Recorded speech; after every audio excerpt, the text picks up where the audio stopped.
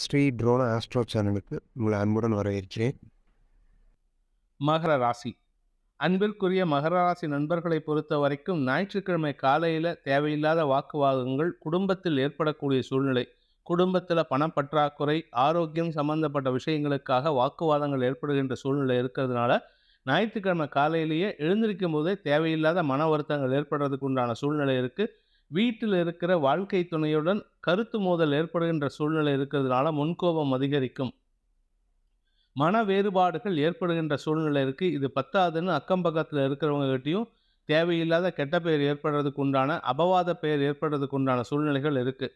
அதே சமயம் ஞாயிற்றுக்கிழமை முதல் செவ்வாய்க்கிழமை வரைக்கும், செவ்வாய்க்கிழமை மத்தியானம் 1:32 வரைக்கும் 13ஆம் தேதி வரைக்கும் 2ஆம் இடத்துல குடும்பஸ்தானத்தில் இருக்கிற சந்திரன் உங்களுக்கு 2ஆம் இடத்திலிருந்து 3ஆம் இடத்திற்கு பயிற்சியாகின்ற சந்திரன் உங்களுக்கு சந்தோஷத்தை ஏற்படுத்தக்கூடிய வகையில் நல்ல செய்திகளை கொண்டு வந்து சேர்ப்பார். பண வருமானத்திற்கு உண்டான வாய்ப்புகள் ஏற்படும்.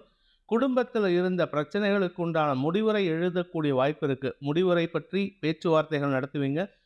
தேவையில்லாத மன வருத்தங்கள் ஏற்பட்டிருந்ததுன்னா அந்த மன வருத்தங்களை சமாளிக்கக்கூடிய வாய்ப்புகள்லாம் ஏற்படுகின்ற சூழ்நிலை இருக்குது. 4ஆம் இடத்திற்கு சந்திரன் பயிற்சியாகி குருவோடு சேருகின்ற காரணத்தினால வேலை சம்பந்தப்பட்ட, தொழில் சம்பந்தப்பட்ட விஷயங்கள்ல இருந்த குழப்பங்கள் நிவர்த்தியாகி உங்களுக்கு சாதகமான பலன்கள் ஏற்படுகின்ற சூழ்நிலை இருக்குது. வேலை இல்லாதவர்களுக்கு வேலையில் அமர்வதற்குண்டான வாய்ப்புகள் தேடி வருகின்ற நாட்களாக இந்த வாரம் இருக்க போகிறது. 13 முதல் 15 வரை. 15ஆம் தேதி அன்னைக்கு உங்கள் ராசிக்கு 5ஆம் இடத்திற்கு பயிற்சியாகின்ற சந்திரன் புதனோடு இணைகிறாரு. அந்த இடத்துல இருக்கிற, அதாவது ரிஷபராசியில் இருக்கிற சூரியன் மிதுன ராசிக்கு பயிற்சி ஆகிறாரு, 6ஆம் இடத்துக்கு பயிற்சி ஆகிறாரு. அதனால் அரசு வகையில் உங்களுக்கு சில கடன் உதவிகள் கிடைப்பதற்குண்டான சூழ்நிலைகள் சாதகமாக இருக்குது. சுய தொழில் தொடங்கணும் அப்படின்னு நினைக்கிறவங்களுக்கெல்லாம் இது சாதகமான பலன்களை ஏற்படுத்தும். வியாபார ரீதியான முயற்சிகள் வெற்றியை தரும். வியாபாரத்தில் வளர்ச்சி ஏற்படக்கூடிய சூழ்நிலைகள் இருக்குது. பூமி தொடர்பான விஷயத்தில் சற்று சங்கடங்கள் அதிகரிக்கக்கூடிய சூழ்நிலை, ஏமாற்றங்கள் நிகழக்கூடிய வாய்ப்பு இருக்கிறதுனால சற்று கவனமாக இருந்துக்கோங்க. வாழ்க்கை துணை விஷயத்திலும் எதிர்பார்ப்புகள் பூர்த்தியாகாது. குழந்தைகள் விஷயத்தில் குழந்தைகளின் பிடிவாத குணம் 15ஆம் தேதிக்கு மேலே உங்களுக்கு சாதகமாக மாறக்கூடிய வாய்ப்பு ஏற்பட்டு அதன் மூலமாக குடும்பத்தில் உங்கள் குழந்தைகளால் ஏற்பட்ட மன வருத்தங்களை களைவதற்குள்ளான சூழ்நிலைகள் சாதகமாக இருக்கும். இந்த வாரத்தை பொறுத்த வரைக்கும் வியாபாரிகளுக்கு வளர்ச்சி அலைச்சல் ஏற்படுகின்ற சூழ்நிலை இருக்குது. அதே சமயம் அலைச்சல் ஜாஸ்தி ஆகிறதுக்கு உண்டான சூழ்நிலை இருக்கிறதுனால உங்களுக்கு காரிய தடைகள் ஏற்படக்கூடிய நேரமாக இருக்கும்.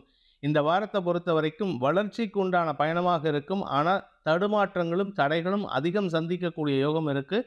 இந்த தடைகள் உங்களுக்கு புதிய படிப்பினைகளை ஏற்படுத்துகின்ற வாய்ப்பை தருகின்றது. உத்தியோக ரீதியாக இழந்த வேலை மீண்டும் கிடைப்பதற்குண்டான வாய்ப்புகள் தேடி வருகின்ற வாரமாக இருக்கிறதுனால அரசாங்க உத்தியோகம் அல்லது தனியார் நிறுவனத்திலிருந்து வெளியேற்றப்பட்டவர்கள் மீண்டும் வேலையில் அமர்வதற்குண்டான ஒரு நல்ல செய்தி வருவதற்குண்டான யோகம் இருக்குது. இந்த வாரத்தை பொறுத்த வரைக்கும் வெற்றிகள் கிடைக்கக்கூடிய சூழ்நிலைகள் சாதகமாக இருக்குது. பூமி தொடர்பான விஷயத்தில் இருந்து வந்த குழப்பங்கள் நிவர்த்தியாகும். ஆனால் அந்த குழப்பங்கள் பர்மனெண்ட்டாக நிவர்த்தி ஆகிறதுக்கு இந்த மாத கடைசி வரைக்கும் நீங்கள் வெயிட் பண்ணணும். இந்த வாரத்தை பொறுத்த வரைக்கும் தந்தை வழியில் உங்களுக்கு இருந்து வந்த குழப்பங்கள் நிவர்த்தியாகும். குழந்தை பாக்கியத்திற்காக காத்து கொண்டிருக்கும் இளம் தம்பதிகளுக்கு நற்செய்திகள் வருகின்ற நாட்களாக இந்த வாரம் இருக்க போகிறது. குறிப்பாக இந்த வாரத்தில் 13ஆம் தேதிக்கு மேலே நல்ல செய்திகள் வருகின்றது. குடும்ப சொத்து சம்பந்தப்பட்ட விஷயங்களில் திடீர் குழப்பங்கள் ஏற்படுறதுக்கு உண்டான சூழ்நிலை இருக்கிறதுனால அது சம்பந்தப்பட்ட விஷயங்களில் அதிகமாக ஈடுபடாதீங்க. வாக்குவாதங்களை தவிர்ப்பது நல்லது. அது வெளியில் இருந்தாலும் சரி, உங்கள் ஆஃபீஸ் விஷயமா இருந்தாலும் சரி, உங்கள் வீடு விஷயமா இருந்தாலும் சரி, அதிகமான வார்த்தை விரயங்கள் ஏற்பட்டதுனால வீண் விவாதங்களை தவிர்ப்பது புத்திசாலித்தனம். உங்களுக்கு வார்த்தை விரயம் ஏற்பட்டதுன்னா எனர்ஜி வேஸ்ட் ஆகுதுன்னு அர்த்தம். அந்த எனர்ஜியை நீங்கள் சேமிக்கிறதுக்கு உண்டான முயற்சியில் ஈடுபடுங்க. பேச்சை குறைப்பது நன்மையை ஏற்படுத்தும். இந்த வாரத்தை பொறுத்த வரைக்கும் இந்த மகர ராசியில் பிறந்த உத்தியோகஸ்தர்களுக்கு சில புதிய முயற்சிகள் லாபத்தை ஏற்படுத்தும். மேலதிகாரிகளின் எதிரித்தன்மை மறைவதற்குண்டான வாய்ப்பை ஏற்படுத்துகின்ற நாட்களாக இருக்கும். ராசிக்கு 10ஆம் இடத்தை குரு பார்க்கறதுனால உங்களுக்கு யோகம் ஏற்படுகின்றது. முயற்சி திருவனையாக்கும், தொழில் விருத்தி ஏற்படும்.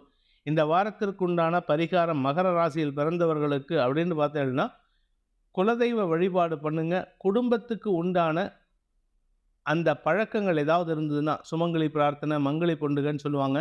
சுமங்கலிகளை வழிபடும் பழக்கம் இருந்ததுன்னா அதை செய்வது செவ்வனே நன்மைகளை ஏற்படுத்தும்.